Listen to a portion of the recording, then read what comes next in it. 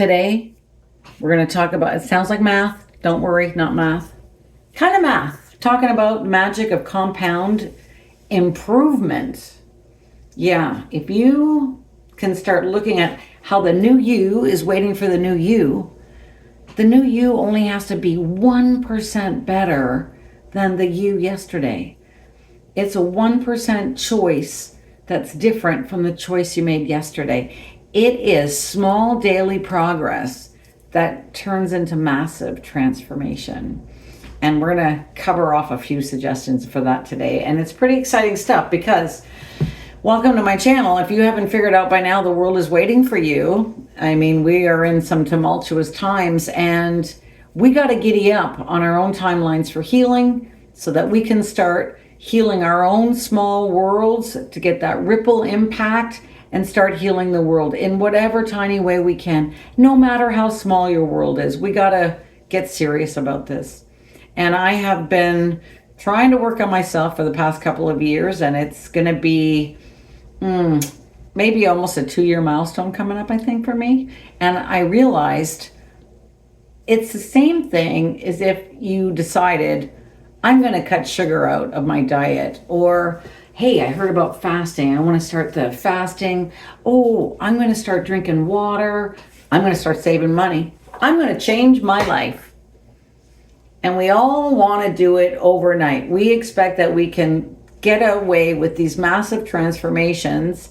And when it doesn't happen right away, it doesn't work. You just slide back. You get discouraged. Don't want to do it anymore.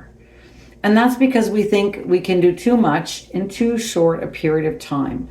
I used to watch those videos and I believed them. I believed them 1,000 times. The Dr. Joe Dispenza, you can change your life in 7 days.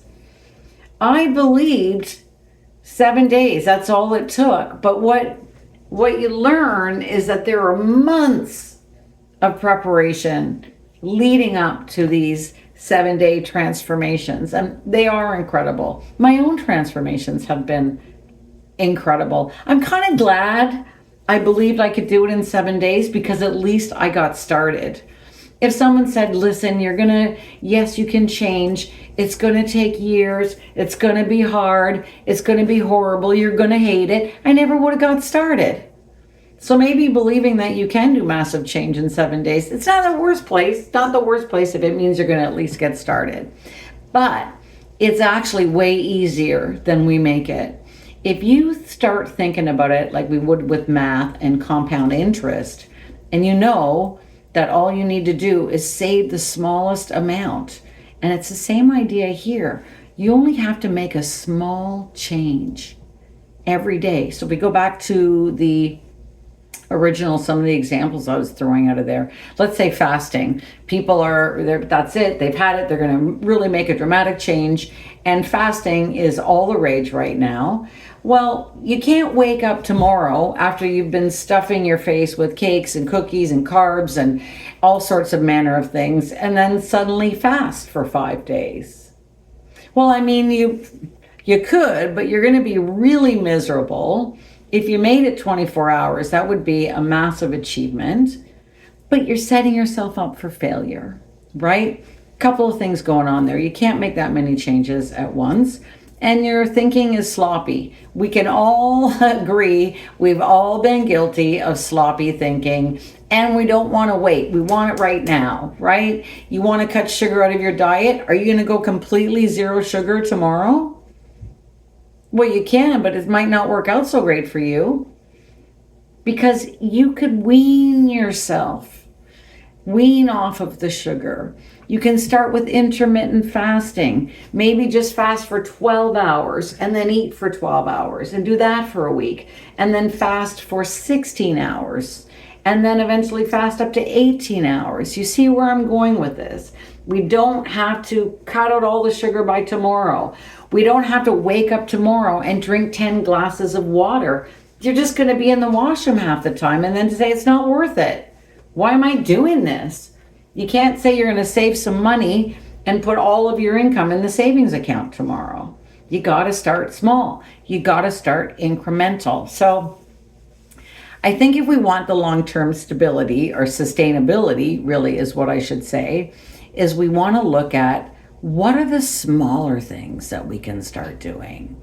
And I would suggest to you mindset. It's always going to come back to our own mindset. So if you change 1% a day in 30 days, because of the magic of compound improvement, you're going to be 35% better than when you started.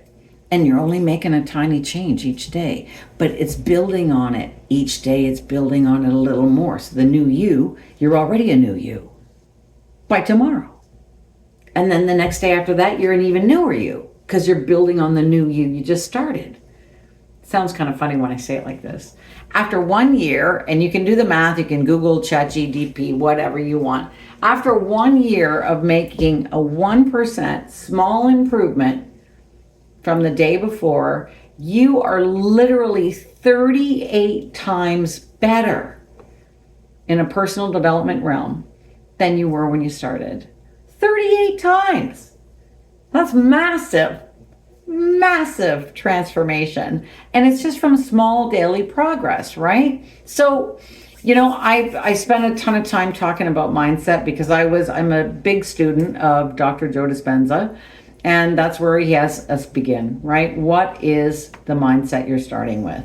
And how do you discover what your mindset is? For me, I started in the morning when I would wake up. As soon as my eyes open, is what am I thinking about? And it's always, you're thinking about the problems from yesterday. You're thinking about all the things that you have to do. Sometimes you're already on your phone. You're already doing the scroll. You're already doom scrolling. You're already seeing it, checking your email, checking Insta, checking, see who's doing what.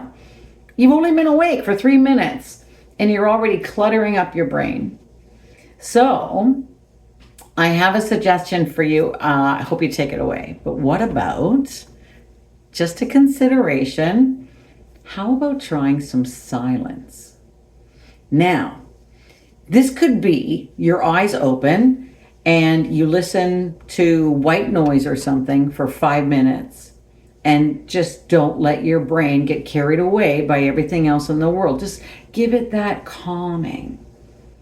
Or let's say you're getting in your car or you're getting on your train or your bus or you bike or you walk. Don't put on a podcast. Take the earbuds out.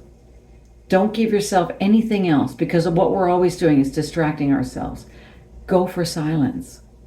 And of course, thoughts are going to come in and come out. Just notice them, who cares, and then let them go and try to come back to silence.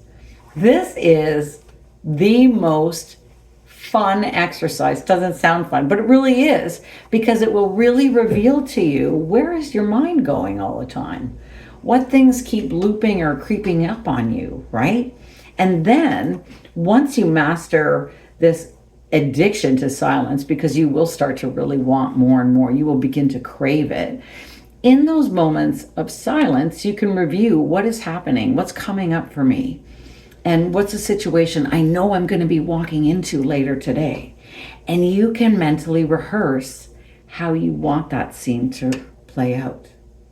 So you're taking back control of your life, all because you tried to an experiment 1% better. And just silence. Silence is just one small thing.